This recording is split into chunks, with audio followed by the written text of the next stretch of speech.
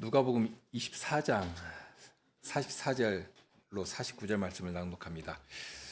또 이르시되 내가 너희와 함께 있을 때에 너희에게 말한 바 곧 모세율법과 선지자의 글과 시편에 나를 가리켜 기록된 모든 것이 이루어져야 하리라 한 말이 이것이라 하시고, 이에 저희 마음을 열어 성경을 깨닫게 하시고, 또 이르시되 이같이 그리스도가 고난을 받고 제3일에 죽은 자 가운데서 살아날 것과 또 그의 이름으로 죄사함을 얻게 하는 회개가 예루살렘으로부터 시작하여 모든 족속에게 전파될 것이 기록되었으니 너희는 이 모든 일의 증인이라. 볼지어다 내가 내 아버지의 약속하신 것을 너희에게 보내리니 너희는 위로부터 능력을 입히올 때까지 이 성에 유하라 하시니라. 오늘은 예수님께서 부활하신 일을 기념하는 부활주일입니다. 부활한다고 하면 거기에는 당연히 전제된 사실 하나가 있는데요. 죽었다 하는 것입니다. 죽지 않고 다시 산다 하는 말은 성립되지 않지 않습니까? 그러니까 예수님께서 부활하셨다고 하면 예수님께서 죽으신 것이고요. 그런데 그렇게 죽은 분이 다시 살아나신 것입니다. 참으로 놀라운 일이죠. 죽을 병에 걸린 사람이 완치만 되어도 그 대단히 놀라운 일인데, 죽었다가 다시 살아났다 하면 이것은 굉장한 소식입니다. 그런데 조금만 더 생각해 보면 예수님께서 다시 살아나셨다? 이 사실이 놀라운 것이 아니고요. 오히려 예수님께서 죽으셨다 하는 사실이 굉장히 놀라운 일입니다. 사람은 죄인이니까 죽는 것이 당연합니다. 죄를 지었으니까 당연히 죽는 것 아닙니까? 그런데 예수님은 의로운 분이시고 신성을 가지신 하나님이십니다. 아무리 사람이 되셨을지라도 영광과 권세가 하나님과 동등한 분이십니다. 그런데 그런 분께서 죽으신 것입니다. 말로 표현할 수 없는 신비가 거기에 있죠. 다만 그로 말미암아 나타나는 것이 있습니다. 신성을 가지신 예수님께서 그렇게 죽으시는 것 말고는 하나님께서 우리 죄인들을 용서하시고 하나님과 다시 화목케 할 다른 길이 없구나 하는 것입니다. 다른 길이 있다면 왜 사람으로 오시고 왜 죽으십니까? 그런 다른 길이 없으니까 우리를 위해 사람이 되신 것이고요.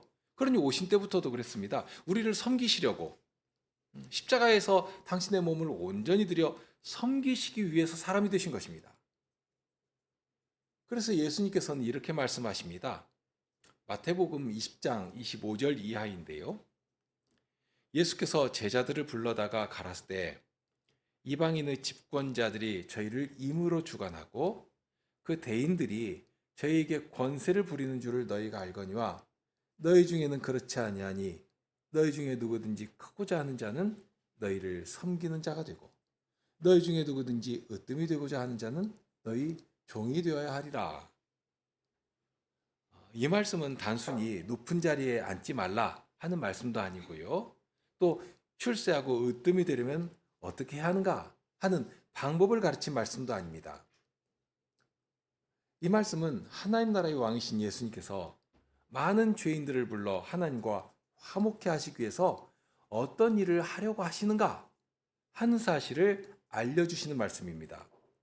그렇게 이어서 28절에 보면 인자가 온 것은 섬김을 받으려 함이 아니라 도리어 섬기려 하고 자기 목숨을 많은 사람의 대속물로 주려 함이니라 하셨습니다.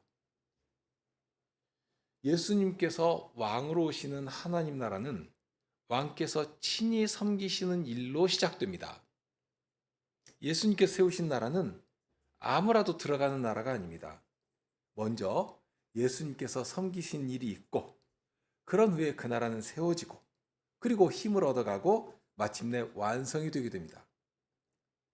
예수님께서는 하나님께서 사랑하시는 자들을 불러 하나님 나라에 들어가게 하시기 위하여서 그렇게 섬기시는 것이고요. 그러니 그 나라에 들어가는 사람은 말할 것 없이 예수님을 쫓아서 사랑하며 섬기는 일에 앞서는 자가 되게 됩니다. 자, 이 말씀을 언제 하시는가 하면 예수님께서 십자가의 일을 바라보시면서 예루살렘을 향해 올라가시던 때입니다. 이제 예루살렘으로 가시는데, 그런데 제자들도 그렇고요. 예수님을 따르는 사람들도 그렇고, 예수님께서 예루살렘에 이제 올라가신다면 사람들이 대대적인 환호 속에 예수님께서 높은 자리에 오르시고 세상을 호령하는 일이 발생하겠다 하는 것을 기대하고 있었습니다. 그러니까 유대인들이 늘 바라는 그런 식의 메시아를 꿈꾸는 것입니다. 그러니 예수님께서 예루살렘을 향해 가시니까 이제 때가 되었는가 보다 하고 생각을 했습니다. 왕에 대한 영원한 약속이 있는 다윗도 성 아닙니까, 예루살렘이? 그러니 그런 예루살렘으로 들어가실 때 다들 이제 기대를 하는 것입니다. 그래서 마태복음 20장에 보면 세베대의 아들의 어머니, 그러니까 야고보와 요한의 어머니가 예수님께 와가지고 절하면서 구하는 말이 있죠. 이 나의 두 아들을 주의 나라에서 하나는 주의 우편에, 하나는 주의 좌편에 앉게 명하소서. 높은 자리에 앉게 해주시라 하고 구하는 것입니다. 이 말을 들을 때 다른 제자들이 분이 났습니다.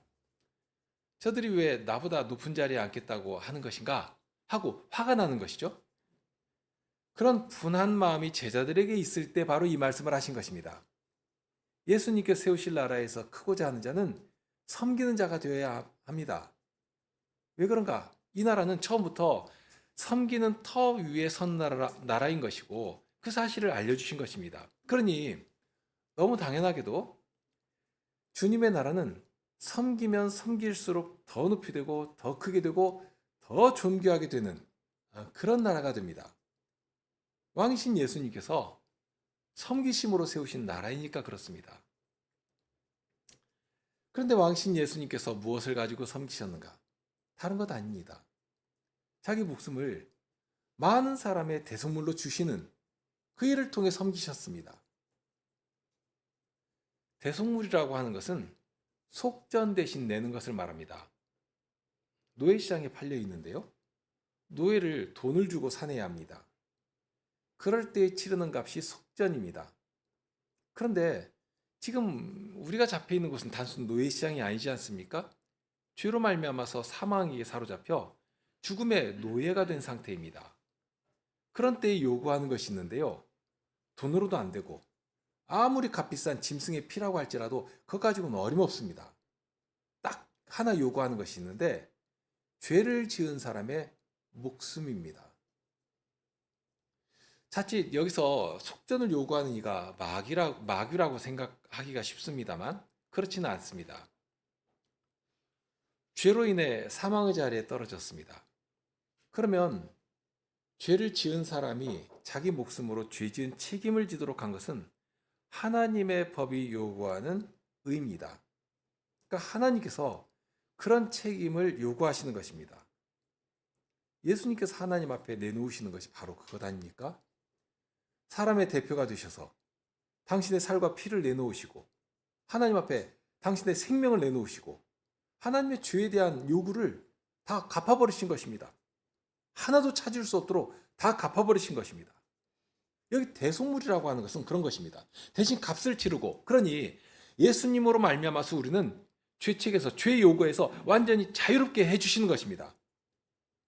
그런 터에서 우리가 오늘 또 예배자의 자리에 선 것 아닙니까? 하나님 앞에. 어떻게 우리가 성삼위 하나님 앞에 이를 수 있습니까? 그러니 이 예배자로 선다, 하나님 앞에 설 수 있다고 하는 것이 이것이 얼마나 영광스러운 일인가. 바로 이 예수님의 섬김의 터 위에서 우리가 이 자리에 이를 수 있는 것인데요. 자기 목숨을 많은 사람의 대속물로 내어주시는 것이 바로 예수님의 섬김의 내용이고요. 하나님과 화목하도록 우리를 이끌어서 하나님 앞에 서게 하시는 것이 바로 섬김의 목적입니다. 하나님과 사귐을 나누게 하시려고 하나님께서 사람이 되신 것이고요. 십자가를 향해서 어린 양과 같이 묵묵히 걸어가신 것입니다. 이런 온전한 순종으로 속죄의 제사를 드린 예수님은 더 이상 이제 죽음 아래 머무실 수가 없게 되었습니다. 예수님께서 대속제사를 드리실 때 완전하게 들으셨기 때문에 하나님께서 더 이상 요구하실 것이 하나도 없게 된 것입니다. 예수님의 순종도 완전하고 예수님의 속죄의 제사도 완전하고, 그러니 하나님께서 죄에 대한 책임을 더 이상 물으실 수가 없게 된 것입니다. 그러니 마침내 하나님의 의가 무엇을 요구하는가 하면 죽음 아래 갇혀 있는 예수님을 죽음에서 건져내실 것을 요구하시는 것입니다. 갚을 것이 없는데도 계속 갇혀 있으면 안 되지 않습니까? 그러니 거기서 해방시켜 주실 것을 요구하시는 것입니다. 그러나 그것만이 전부가 아니죠. 모든 사람이 아담 안에서 죽은 것처럼 이제 예수를 믿는 모든 자를 예수님과 연합하게 하시고 예수님과 함께 의롭다 하실 권세까지 얻게 해 주신 것입니다. 더욱이는 모든 믿는 자들을 의롭게 하신 때에는 전에 마치 시내산 아래에 모인 출애굽한 이스라엘을 향해서 거룩하다 하고 말씀하시면서 이제 거룩한 백성답게 거룩한 사명을 이루어라 하고 사명을 부여하시지 않습니까? 그런데 우리를 예수 그리스도의 영으로, 그 부활의 영으로 구원해 내실 때에는 과거 이스라엘 백성들과는 비교할 수 없이 더 능하고 더 완전한 자리에 서게 해주시고 이제 거기에서 하나님께 자신을 드리며 거룩한 사명을 이루도록 해 주신 것입니다. 전에는 죄의 세력 아래에 갇혀가지고 우리의 몸을 불의의 병기로 드릴 수밖에 없던 자들이었습니다. 그런데 이제는 하나님을 사랑하는 심정이 우리 안에 이렇게 자연스럽게 일어나고 또 그 사랑에 붙들린 자가 되어서 하나님의 손에 나를 드리며 하나님의 손에 쓰여지는 그런 병기로 이 세상을 살아갈 그런 소망을 갖게 해주신 것입니다. 얼마나 복되고 영광스러운 일입니까? 죽음의 종이었던 나의 몸을 이제 의의 병기로 하나님 앞에 드릴 수 있고, 우리가 그냥 우리로 있을 때는 아무 힘도 아무 가치도 없는 자 아닙니까? 세상 앞에서 우리는 그런 존재에 불과했습니다. 전에도 말씀드렸지만 그러나 마치 삼손의 손에 들려있는 나귀 턱뼈와도 같이 하나님의 손에 붙잡힐 때에는 세상을 능히 이길 병기로 쓰여지게 되는 것입니다. 그렇지 않습니까? 삼손의 손에 쓰임 받기 전에 그 광야에 버려져 있는 그 나귀 턱뼈라고 하는 것이 무슨 가치가 있고 무슨 의미가 있습니까? 사자라도 살아있을 때의 사자인 것이지 죽은 사자는 살아있는 강아지만도 못한 것입니다. 하물며 죽은 지 오래여서 모래더미에 굴러다니는 그 나귀 턱뼈는 말할 것이 없습니다. 그렇지만 성신의 감동하심을 받은 이 삼손의 손에 들려있는 이 나귀 턱뼈는 어떻게 쓰여졌는가? 원수를 쳐서 산무더기를 만들 만큼 큰 능력을 나타내는 것입니다. 그렇게 우리를 불러 하나님의 손에 들여 의의 병기로 쓰임 받도록 그 일을 위해 주님께서 부활하신 것입니다. 예수님께서 십자가를 지시고 운명하신 때가 금요일 오후입니다. 보통 성금요일이라고 부르죠. 그러니까 금요일 새벽에 겟세마네 동산에서 대지장들이 보낸 병사들에 의해서 붙잡히시고 그 새벽에 빌라도의 판결에 따라서 이제 십자가를 지시게 되는데요. 예루살렘 성 그 북쪽에 위치해 있는 이 빌라도의 관저에서 골고다 언덕까지 십자가를 지고 가셔서 이제 거기에서 십자가에 달리십니다. 달리신 때가 대략 오전 9시이고요. 그리고 약 3시간 동안은 그러니까 정오까지 강렬한 태양 아래서 고난을 당하십니다. 그리고 12시부터 오후 3시까지는 갑자기 해가 빛을 잃죠. 지독한 어둠이 이 십자가 주변에 가득하게 됩니다. 가까이 있는 사람도 알아보지 못할 정도로 그런 깊은 어둠이 골고다를 중심으로 온 땅에 내려앉았습니다. 그로 말미암아서 하나님께서 당신의 낯을 예수 그리스도에게서 돌리시고 예수님을 향해서는 죄인들에게 임할 진노를 다 쏟아 부으시는 것인데요. 그렇게 형언할 수 없는 두려운 어둠이 가득한 것이지만 거기 있는 자들은 여전히 예수님을 조롱하기 바빴지 않습니까? 예수님께서 어둠의 그 끝 무렵에 엘리 엘리 라마 사박다니 하고 외치실 때에도 그 말을 꼬투리 잡아가지고는 조롱하기 바빴습니다. 이 사람들이 엘리야라는 말과 엘리, 나의 하나님이라는 말을 못 알아듣는 사람이 아니거든요. 자기 말이니까 다 알아듣거든요. 그런데 그 말을 알아들었으면서도 지금 엘리야를 부르니 엘리야가 와서 저를 구원하는가 한번 보자 하고 그 말을 잡아다가 조롱거리로 삼았습니다. 이렇게 예수님께서 모든 고난을 다 당하시고 지옥의 형벌까지도 다 당하시고 마침내는 다 이루었다 하고 선언적으로 말씀하신 후에 마지막으로 7번째 말씀을 하시죠. 아버지여, 내 영혼을 아버지 손에 부탁하나이다 하시고서는 큰 소리를 지르신 후에 운명하십니다. 그렇게 모든 일을, 구속의 일을 다 이루시고 당신의 영혼을 아버지 손에 부탁하신 것입니다. 이렇게 하나님께서 요구하시는 모든 의의를 예수님께서 친히 십자가를 통해서 그 고난을 통해서 이루셨습니다.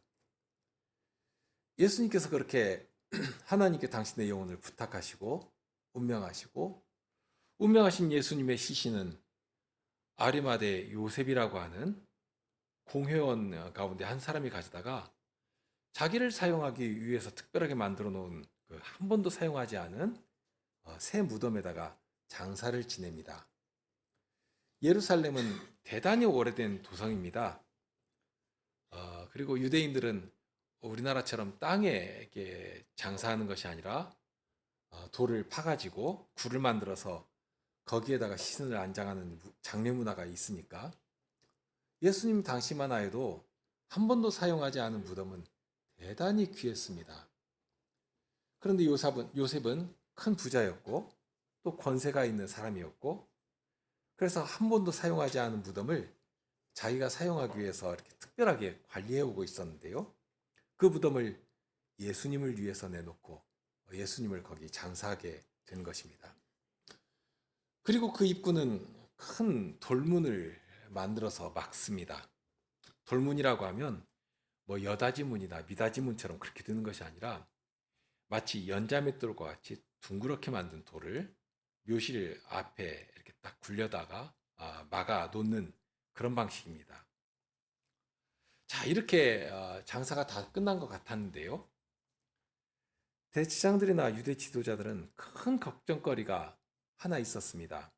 무엇인가 하면 예수님께서 살아생전에 부활하신다 하는 말씀도 하셨고요. 또 성전을 허물면 사흘 만에 짓겠다 하는 말씀도 하셨고, 그런데 어떻게 그런 말씀은 잘 기억해 가지고서 혹시라도 제자들이 예수님의 시신을 훔쳐다가는 이게 부활하셨다고 할 수도 있지 않겠는가 하고서는 빌라도의 허락을 받아 가지고 그 무덤 문에다가 인봉을 합니다. 그러니까 그렇게 로마의 권위로서 도장을 찍어 놓은 것입니다. 그렇게 되면 목숨이 아깝지 않으면 모를까 아무도 그 문을 건들지 못하게 되겠죠. 그렇게 하고서는 군사까지 보내서 그 무덤 문을 철저히 지키게 합니다. 심지어 안식일까지라도 쉬지 않고 지키게 하고요.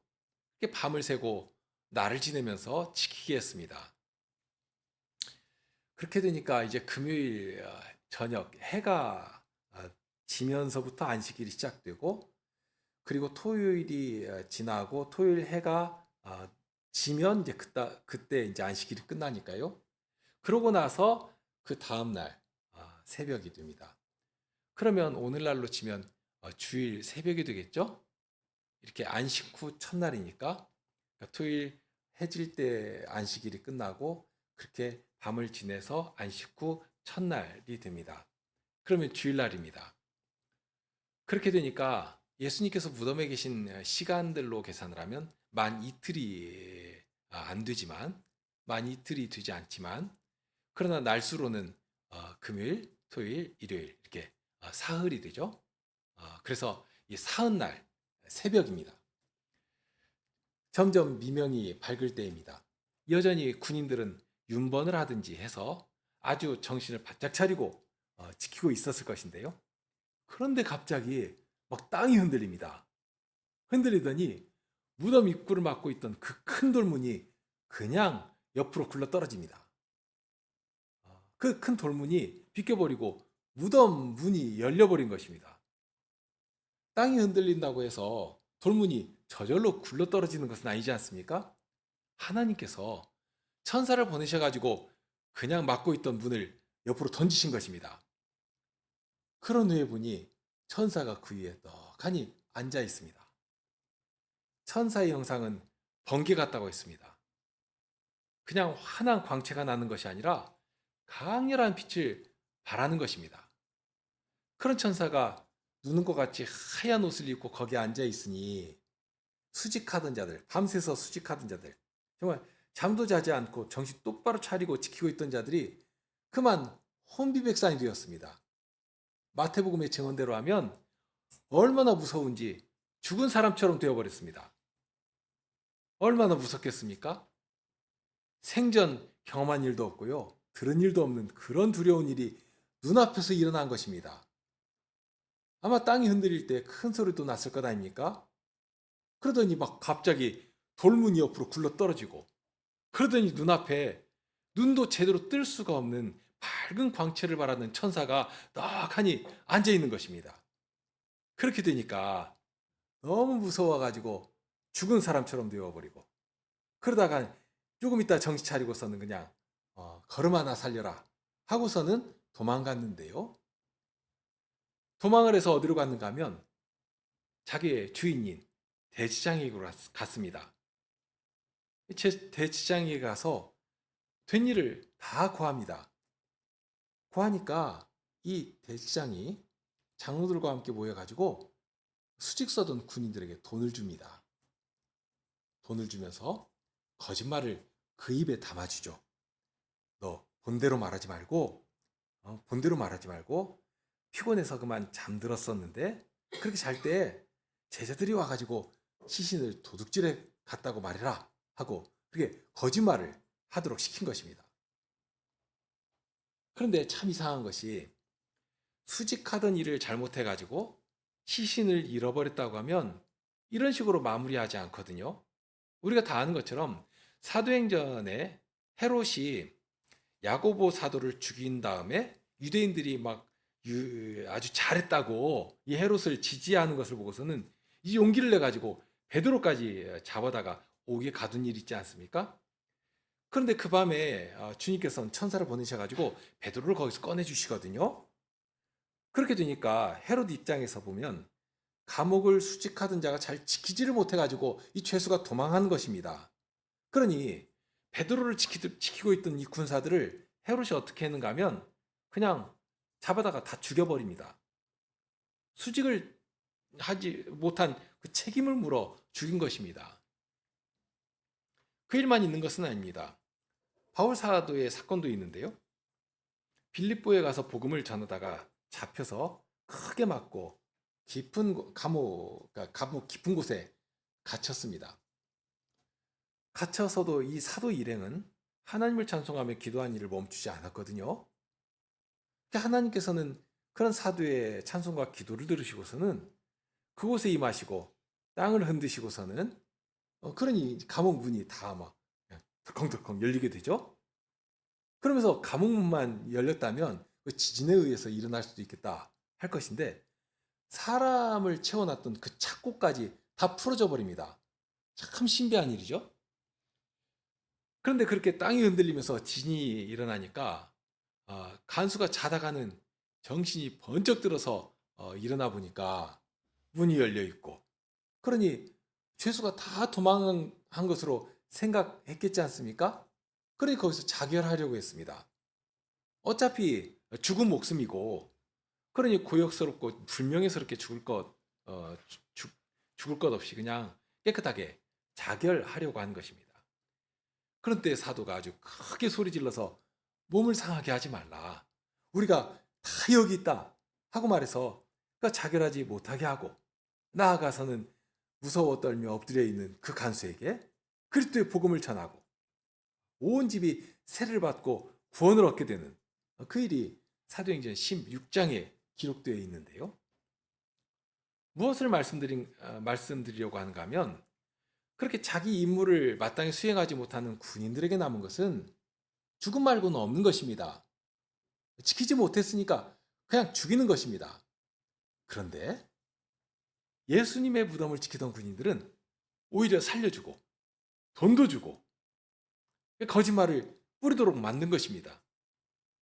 그것이 벌써 진실되지 못하다 하는 것을 스스로 나타내는 그런 일인데, 그런데 보면 그주차도 그렇습니다. 결국 저들 스스로가 예수님 부활하신 것을 증언하는 일을 하게 되어버렸지 않습니까? 땅이 흔들리는 일이나 어떤 큰 힘에 의해서 돌들이 굴러 떨어진 일이나 그때 이들 말고는 없었거든요. 그러면서 거기 밝은 광치를 바라는 천사가 떡하니 앉아있는 그런 일이 눈으로 볼 수 있도록 일어났다 하는 사실을 알리는 일을 하게 된 것입니다. 아무튼 이제 그런 일이 있었는데, 이제 성경에 기록된 대로 보면 예수님의 부활을 처음 목격한 사람들은 십자가에 예수님께 달리셨을 때 그 아래까지 나아갔던 그런 여인들입니다. 이 여인들은 안식일 동안 예수님께 드릴 향품을 준비를 한 것 같습니다. 이때가 이제 막 추수하는 따뜻한 계절이 되었고, 밤에는 아직 서늘하지만 낮에는 상당한 무더위가 있으니까 시신이 급격하게 부패할 것이고, 그러니 그렇게 급격하게 부패하는 것을 방지하기 위해서는 관습을 따라 향품을 준비해 가지고 시신을 보존하려고 한 것입니다. 그래서 아침 일찍 해도 뜨기 전에 향품을 준비해 가지고 무덤을 향해 갔는데요. 가면서도 걱정인 것은 이 무거운 돌문을 어떻게 옮기지 하는 것입니다. 자기들의 힘으로는 여자들이 이렇게 우르르 가도 그걸 도무지 옮길 수가 없고, 또 군병들도 해줄 리가 없고요. 그러나 뭐 어찌하든지 예수님의 시신을 그냥 방치할 수가 없고, 그저 우리가 할 수 있는 한 최대한 이것은 해야 하겠다 하고서는 준비한 향품을 가지고 무덤이 있는 곳으로 간 것입니다. 그런데 갔는데 보니까 지키던 군병도 없고, 돌문은 옆으로 제껴져 있고, 그리고 가보니까 이 무덤은 텅텅 비어 있고, 그러니 당장 생각한 것이, 아이고 예수님의 시신을 누가 훔쳐갔구나, 그런 생각을 했습니다. 예수님께서 죽으시고 부활하실 것을 누누이 말씀하셨는데, 이미 말씀하셨는데, 그런 말씀을 들었으면서도 이처럼 정말로 부활하실 일은 상상도 못한 것입니다. 그런 때에 천사들이 문득 여인들 곁에 서죠. 거기 보면 천사가 모두 둘이었다 하고 나옵니다. 두 천사가 갑자기 눈앞에 나타나니까 여인들이 두려워가지고 얼굴을 땅에 대고 엎드렸습니다. 그럴 때 천사가 이렇게 말하죠. 어찌하여 산자를 죽은 자 가운데 찾느냐? 여기 계시지 않고 살아나셨느니라. 예수님께서 살아나셨다 하고 전해줍니다. 얼마나 놀라운 소식인지 이 말을 들은 여인들은 급하게 베드로와 요한에게 가서 그 소식을 전해줍니다. 이 소식을 전해 들은 두 제자는 뭐 지체할 것도 없이 당장에 무덤으로 달려갑니다. 달려가서 무덤에 이르게 되었는데요. 아마 베드로와 요한이 갈 때 베드로보다는 요한 사도가 젊으니까 요한 사도가 빨리 달려서 도착한 것 같고요. 그런데 무덤 앞에 이르러서는 돌이 굴려 있는 것만 보고서 무덤 안에 들어가지를 못하고 있었는데, 요한에 이어서 도착한 베드로는 그냥 볼 것도 없이 달려오던 차로 무덤 속으로 그냥 쑥 들어갑니다. 가서 보니까 예수님께서 누우셨던 자리에는 세마포가 그대로 가라앉아 있었고, 예수님의 머리를 쌌던 수건은 세마포와 함께 있지 않고 딴 곳에 잘 개켜 있었습니다. 이런 장면도 그림처럼 묘사되고 있는데요. 세마포는 그 붕대처럼 이렇게 통으로 짠 천 아닙니까? 그런데 이제 그것을 가지고 신을 돌돌 말아서 싸고, 그리고 이제 마지막에는 코나 입이나 귀의 구멍을 이렇게 딱 막고서는 얼굴은 이제 다른 세마포로 싸게 됩니다. 그런데 지금 베드로와 요한이 가서 본 장면은 예수님의 몸을 전체로 감쌌던 그 세마포는 예수님의 시신이 놓여 있던 그 자리에 그냥 푹하니 무슨 바람 빠진 풍선처럼 가라앉아 있고, 예수님의 머리를 쌌던 수건은 따로 개켜져서 놓여 있고 한 것입니다. 아마도 예수님께서 영광스러운 몸으로 부활하시면서 몸을 싸고 있던 세마포는 그냥 거기 그대로 두고 일어나신 것이고요. 그러면서 또 어떤 이유에서인지 머리를 감싸고 있던 천은 친이 풀어서 곱게 개서 한쪽에 치워 놓으셨다 하는 것을 이런 장면에서 또 알 수가 있습니다. 이유가 있어서 그렇게 하시지 않겠습니까? 부활하시는 처음 장면도 그런데요. 예수님께서 후에 보이신 여러 증거들을 보면 무덤 문이 막혀 있어 가지고 못 나오거나, 그러니 그 치우고서 무덤 밖으로 나오신 것은 아닙니다. 마리아와 마르다의 오라비인 이 나사로를 죽은 자 가운데 살리실 때 보면, 죽은 지 나흘이나 된 이 나사로를 불러내실 때 무덤 문을 열라고 하시거든요. 육체 한계가 있는 사람으로는 무덤 문이 막혀 있으면 못 나옵니다. 그러니 나올 수 있도록 열어놔라 하고 이렇게 하신 것입니다. 하지만 영광의 몸으로 부활하신 예수님은 굳이 무덤 문을 열어 놓으실 필요가 없거든요. 당장에 그날 밤에 제자들이 모여가지고 예수님이 부활하셨다더라 하고 막 웅성웅성 하고 있을 때 갑자기 이 제자들이 있는 가운데 떡하니 나타나셔가지고 너에게 평강이 있을지어다 하고 이렇게 말씀하시지 않습니까? 그러니까 부활하신 영광의 몸은 이제 물리적인 아무런 제약이 없습니다. 어떤 곳이라도 가실 수가 있고요. 그런 몸으로 부활하셨는데 굳이 왜 그런 증거, 문을 옆으로 굴려내시고 또 몸을 쌌던 천이나 혹은 얼굴을 감싸고 있던 천은 따로 개켜 놓으시고 그런 일을 보여주셨겠는가? 우리가 단순히 생각해도 바로 믿지 못하는 우리를 위해서 눈으로 볼 수 있도록, 귀로 들을 수 있도록 그런 증거 하나하나를 탁 제시해 주시면서, 자, 이거 봐라, 이거 봐라, 이렇게 부활하시다, 이렇게 무덤 문을 여시고 사망의 권세를 이기시고 사망에 붙잡힌 자를 구원하시는 분으로서 부활하시다 하고 아주 분명하게 보고 알도록 하신 것입니다. 사실 예수님께서 부활하신 것을 이게 들으면서도 제자들도 믿지를 못했거든요. 사람들은 자기가 무엇 경험하면 그것을 절대적인 것으로 생각합니다. 무엇인가를 본 것 같으면 그 헛것 보았으면서도 말에 힘이 생기고 막 자신이 생기거든요. 내가 진짜로 봤다고, 내가 봤다고 아주 확신에 차서 말을 합니다. 그런데 사람의 경험이 얼마나 기형적인지 다 아시지 않습니까? 그러면서도 자기 경험을 의지하고 자기 감정과 자기 지식을 정말 절대적인 것처럼 그렇게 착각하며 의지하는 것입니다. 이런 사람의 약함을 아시기 때문에 예수님께서는 부활하신 후에 말씀으로만 하지 아니하시고 친히 그렇게 부활하신 몸을 보여주신 것입니다. 몸만 보여주신 것이 아니라 부활하신 사실을 인정할 수밖에 없도록 그런 여러 증거들을 곳곳에다가 이렇게 배치해 놓으신 것이죠.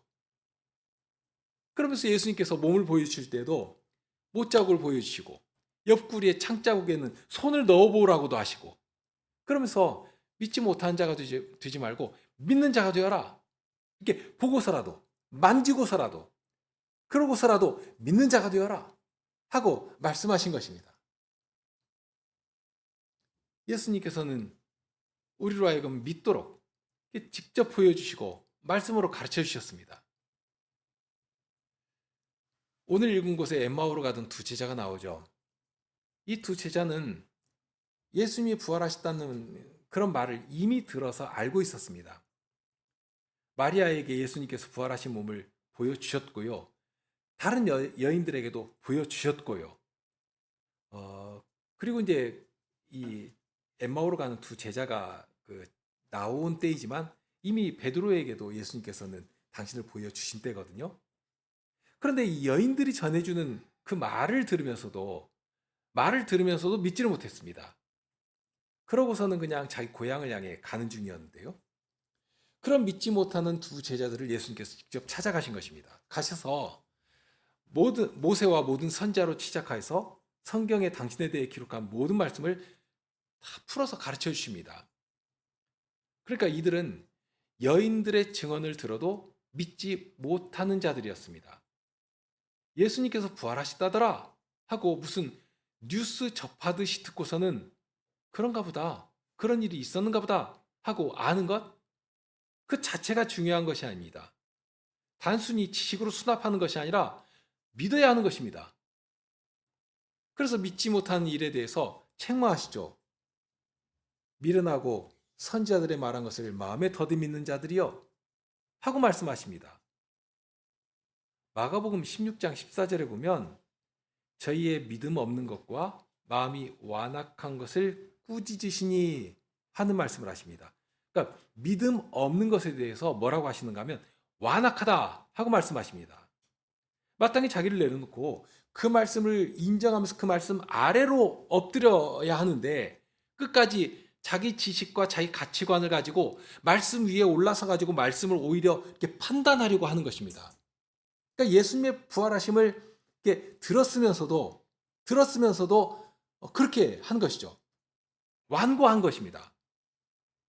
하나님 앞에서 이 완고한 마음은 우상에게 절하는 죄와 동일하다고 하시지 않습니까? 대단히 무서운 죄입니다.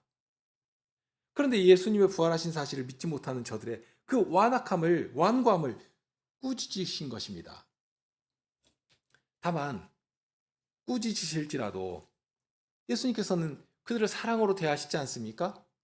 나무라시지만 오히려 가르쳐 주시고 그런 완악한 마음을 고쳐주시는데 부활하신 주께서 왕의 권세로 성신님을 보내셔서 이제 교회를 세우시면서 이 교회를 통해서 그 일을 만대에 전하도록까지 해주십니다. 그러니까 믿음 얻는, 구원을 얻는 이 복음을 전하도록 이 교회에 맡기신 것입니다. 도무지 믿지 못하는 우리들에게 이 말씀을 들려주시고 성신님으로 깨닫게 하시고 그 말씀 앞에 엎드려 그 십자가의 복음을 들고 세상에 나가도록 해주신 것입니다.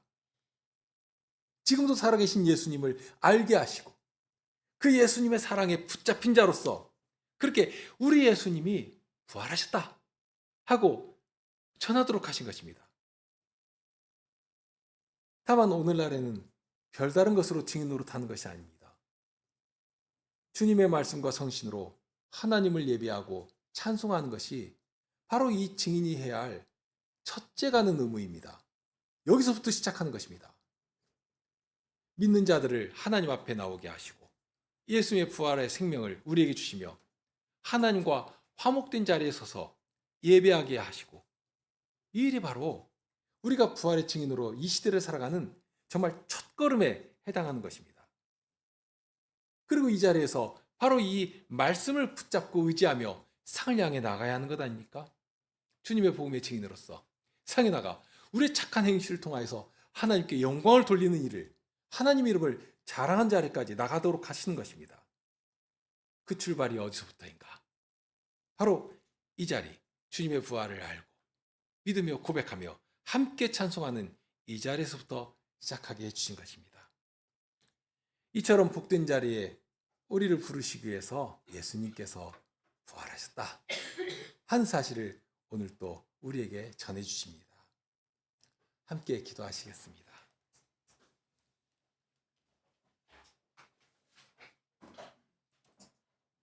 주님의 부활하심이 어떤 영광이 되는 것인지를 말씀으로 가르쳐 주시고 단순히 다시 사셨다 하는 지식이 아니라 이제 모든 죄와 사망의 권세를 이기시고 저희를 위한 부활의 생명이 되셨다 하는 사실을 믿고 온 땅에 나아가 이 사실을 전하도록 하셨사옵나이다.